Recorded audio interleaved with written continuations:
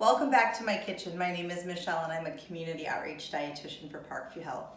We're in my kitchen, but we're doing something different today. We're actually not cooking. We're talking all about herbs. What are they? How do we use them? And how do we preserve them?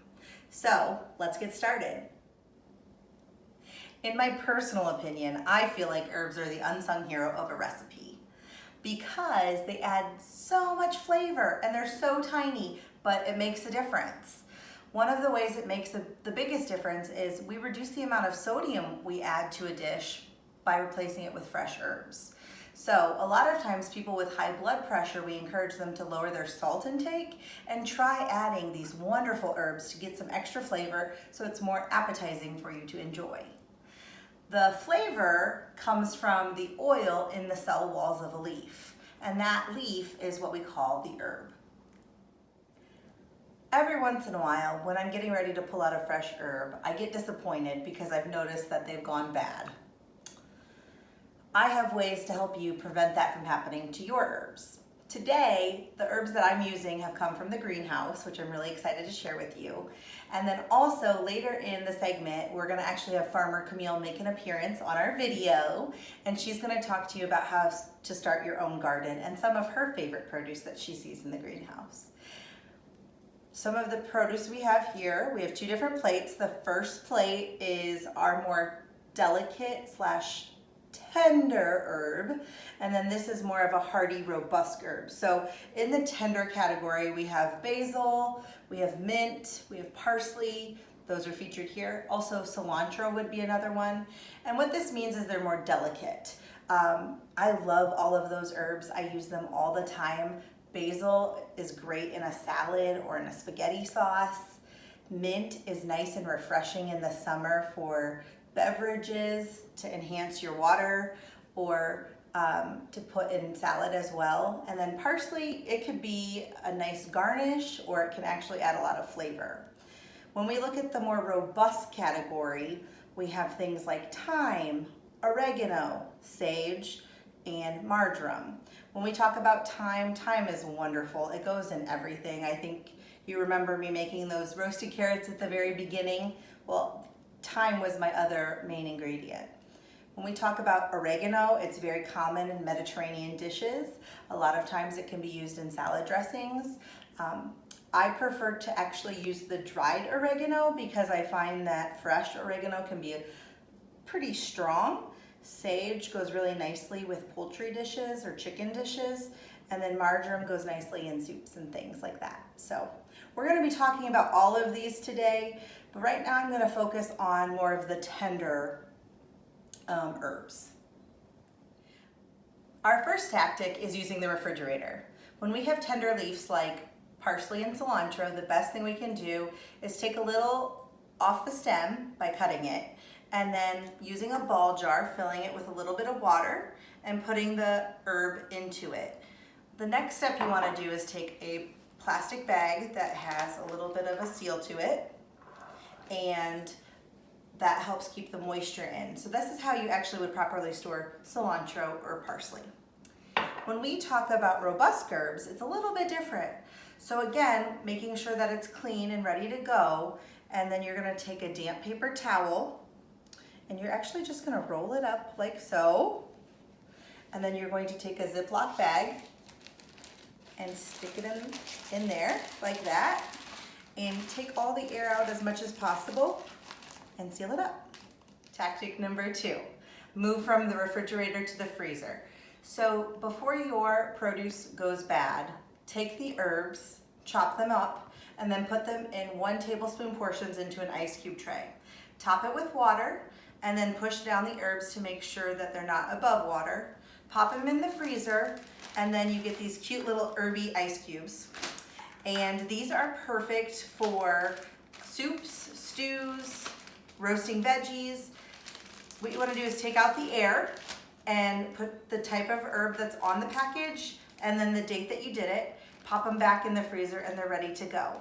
This is a great, easy, convenient way, and it's economical. Why waste the herbs? You spend so much money on them. Use them. Another thing I like to do with more of a tender leaf like basil is I will take any any leafy greens and make a pesto. So where I take some nuts or some cheese and some oil, blend it with my herbs, and then I pop them in the ice cube trays as well. And then again, I put them in an airtight container. So that's how I would save time and money when I use my herbs in the freezer. The third tactic we're going to talk about is drying our herbs. The first way you can dry your herb is air drying. And the best way to air dry is to take a bouquet of herbs, tie it with whatever you have. I have a clean ribbon here, like so. A small bouquet, it'll dry faster. And then also I have a brown paper bag, which if you want to get kids involved, have them decorate it. And you're gonna put it over the bouquet of herbs. My nephew did this. And that's gonna help prevent from other things from getting on it, like dust and things like that. So that is how you would air dry. We're gonna talk a little bit about microwaving our herbs next.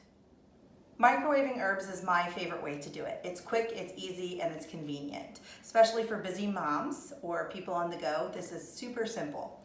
You just take some of the robust herbs, like so, and I'm using sage for this one, laying them evenly with some space in between them on a paper towel. I'm going to cover them with another paper towel, pop them in the microwave for 1 to 2 minutes, and then 20 seconds after that until they're dry. While I'm doing that, I want you to take a look and get to know our greenhouse and our farmer, Camille. Please enjoy. All right, we're here with Farmer Camille in the greenhouse, and she's going to answer just a few short questions for us. So Camille, can you tell us how long you have been a farmer and how long you've been at Parkview? Sure.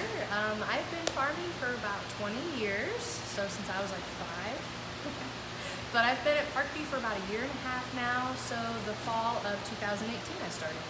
And you've done so many wonderful things here at the greenhouse. Thank you. So, our next question for Camille is, what is your favorite thing to watch grow in the greenhouse? My favorite thing to watch grow is definitely tomatoes. We are growing some cherry tomatoes here. We have a gold tomato and a red tomato. They're really cool because they're growing in this awesome cluster that reminds me of grapes, so that's a lot of fun to see. And then also what we call sandwich tomatoes, which are those bigger tomatoes you cut and put on your sandwiches. Those are a lot of fun to see grow too, because it's cool to see them start out so small and get so big, literally like this big. So it's a lot of fun to see how big they get, the plants themselves, and the fruit. And the colors that they are they vary in colors and shapes? So Yeah. that's awesome. Yep, we have mostly gold and red, but a few other colors we have in there too, like a purplish black too. So. Just curious, how quick does a tomato grow in the greenhouse? It depends on the variety.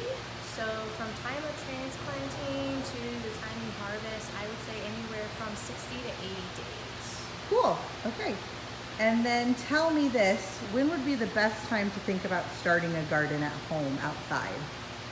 So to get started with the garden, typically you'll want to plant or start sowing seeds outside mid-May. So we usually say around Mother's Day or after into the end of May at the latest. You can start out with just putting a few seeds in a container like lettuce seeds or a tomato plant. Really anything that would be feasible for you in your yard and in your area. Cool, and what a fun project for the whole family to be involved with, right? Oh, absolutely. Kids can help you sow seeds and help you plant and even pick out what you want to sow and plant, so it can really be fun for the whole family. And one more question for you, Camille. Where does the greenhouse produce go after it leaves you here? Sure. Well, sometimes it goes to the learning kitchen when we have classes, but also it goes back into the community, like it's gone to the rescue mission and the Cares House and a few other places. Awesome. Well, thank you so much for all that you do. It's beautiful in here, and I'm excited that our community gets to see the inside of it. Thanks, Bye. Camille. Sure, thank you. Bye. Thanks so much, Camille. You're doing great things in the community, and you gave some really great tips on how to grow your own produce. The sage is now out of the microwave. I will say watch it closely. Depending upon your microwave, it can burn quickly, so be very careful when you do it. Don't walk away from it and make sure you're watching it. The last way to dry herbs is, of course, in the oven. And the best way to do that is use a cookie sheet with some parchment paper. Put your herbs down. The temperature of the oven should be no higher than 180, and you actually should leave the door a little propped and that bakes over a couple hours.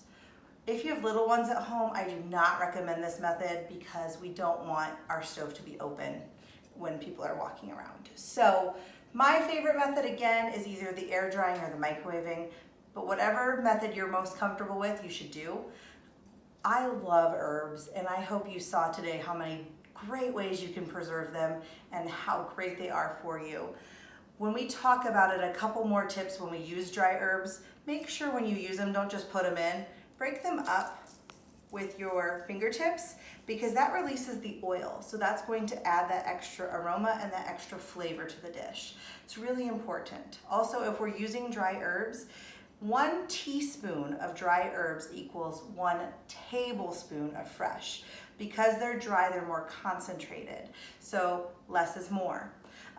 Dry herbs last up to about 6 months, all the way up to 2 years. So just be familiar with what they taste like. If they lose taste over time, you can increase the amount of dry herbs you put into a recipe. There's lots of different tips out there, so just start looking online or asking your dietitian. Try to figure out other ways to use them. That's really all I have today. I hope you had a really fun time with me learning more about herbs. Can't wait to see you next week. Stay healthy.